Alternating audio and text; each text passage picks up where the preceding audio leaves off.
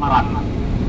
Ya, wa'adzin bin-nasi bil hajji ya'tuka rijalan wa 'ala kulli dhamirin ya'tina min kulli fajjin 'amiq. Ketika itu Nabi Ibrahim alaihissalam diperintahkan oleh Allah Subhanahu wa taala, wa'adzin bin-nas, dan ajaklah semua bil haji, untuk melakukan ibadah haji, ya'ti min kulli fajjin 'amiq, dari seluruh penjuru dunia untuk datang untuk melakukan ibadah haji. Jadi sejarahnya haji ini bukan sejarahnya hanya kepada Rasulullah SAW, tetapi dari Nabi Adam alaihissalam, disempurnakan oleh Rasulullah SAW, di mana Rasulullah melakukan ibadah haji dengan kesempurnaannya. Jadi kalau kita nanya ibadah yang paling sempurna, ibadah yang paling dilakukan oleh para anbiya sebelum Nabi Muhammad SAW, yaitu ibadah haji. Makanya disebut dengan Hajjul Kubra, haji yang besar. Dan kenapa dikatakan besar? Karena bukan hanya Rasulullah SAW yang melakukan ibadah haji, tetapi seluruh para anbiya melakukan ibadah haji atas perintah Allah. Nah, ya, nanti setelah dari Irana baru kita akan menuju kepada Arafah. Ya, Mina ini sejarahnya nisbahnya jatuh kepada Nabi Ibrahim alaihissalam. Pertanyaan saya satu kepada jamaah semua. Sekarang, siapa istri pertama dari Sayyidina Ibrahim alaihissalam? Siapa? Ayo pintar itu. Istri yang kedua siapa? Ayo, Masya Allah. Nah, ketika Nabi Ibrahim alaihissalam merindukan seorang anak. Sekarang kalau orang nikah dapat 10 tahun tidak punya anak, udah gelisah, bukan nggak begitu? Bukan. Ibrahim alaihissalam, beliau ini sampai menunggu anaknya ini begitu lamanya, sampai bertahun-tahun atau berpuluh-puluhan tahun, bahkan ada dalam kitab menjelaskan ratusan tahun menunggu anak tercintanya ini untuk lahir, untuk mengandung istrinya. Apa yang diperintahkan Allah Subhanahu wa taala kepada Nabi Ibrahim alaihissalam? Allah tidak merintahkan Nabi Ibrahim untuk beli serbuk kurma. Ini kata Ustaz Madi tadi suruh beli serbuk kurma. Tapi Allah tidak merintahkan Nabi Ibrahim alaihissalam, belilah engkau Ibrahim serbuk kurma biar cepat punya anak. Ini ikhtiar yang paling indah. Ya, ikhtiar yang paling indah untuk laki-laki. Tapi untuk perempuan sakit hati. Hah? Teruskan nggak ceritanya, Bu? Hah? Sudah ini. Kita mulai ibu beda bukanya.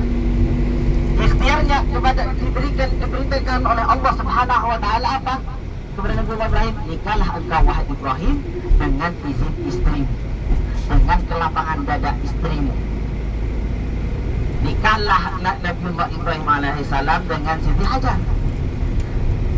Ketika beliau sudah menikah, maka Allah langsung memberikan 2 orang anak yang saleh, dan yang semuanya dua-duanya anak-anak saleh.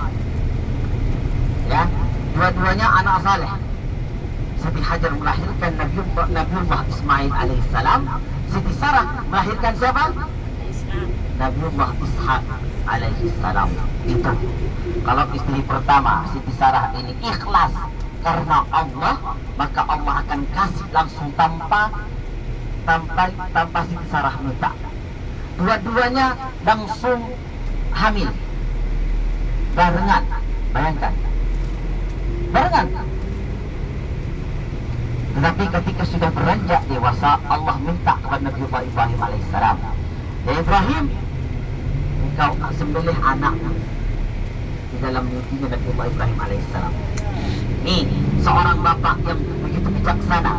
Ketika ada wahyu Allah kepada Nabi Ibrahim alaihissalam, apa dikatakan Nabi Ibrahim? Langsung menghadap kepada anaknya, wahai anakku, aku diperintahkan oleh Allah Subhanahu wa taala untuk menyembelihmu. Bagaimana menurutmu?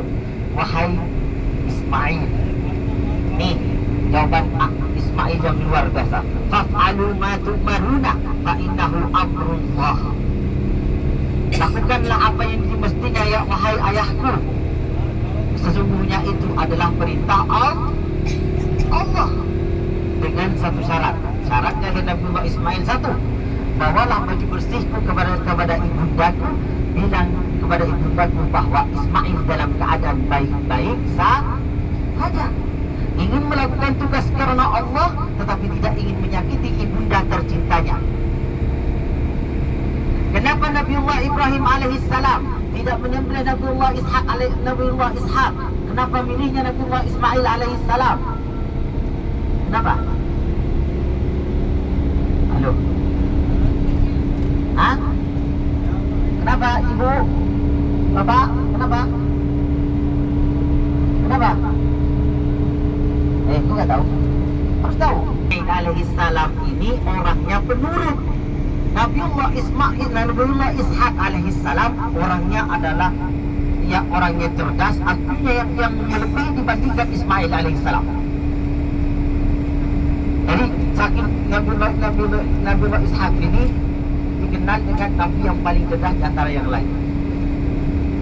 Ya, seandainya Nabiullah Ibrahim memilih Ishak, maka Ishak tidak akan mau. Tetapi kalau Ismail alaihissalam karena menurut kepada ayahnya, maka yang dipilih oleh Allah siapa? Nabi Ismail alaihissalam. Maka disitulah ketika Allah subhanahu wa ta'ala minta, maka Ibrahim kasih. Nah, kenapa ada Jamratul Ula Usta Aqabah? Kenapa? Karena disitulah rintangan dari Nabiullah Ibrahim alaihissalam untuk menyembelih anak tercintanya, yaitu Ismail alaihissalam. Ketika jalan dari Ardi Makkah, dari tanah haram Makkah menuju ke tempat Mina itu, digodalah oleh syaitan. Syaitan pertama mengatakan, wahai Ibrahim, engkau menunggu anaknya beratusan tahun, engkau menunggu anak itu berpuluhan tahun, engkau sembelih begitu saja. Itu godaan pertama. Dan apa? Allah merintahkan Nabiullah Ibrahim alaihissalam untuk melemparkan di mana beliau mendengar suara itu sebanyak 7 butir batu. Pindahlah ke yang kedua. Jalan lagi ke depan, beliau digoda lagi. Ya, tambah dahsyat godaan itu.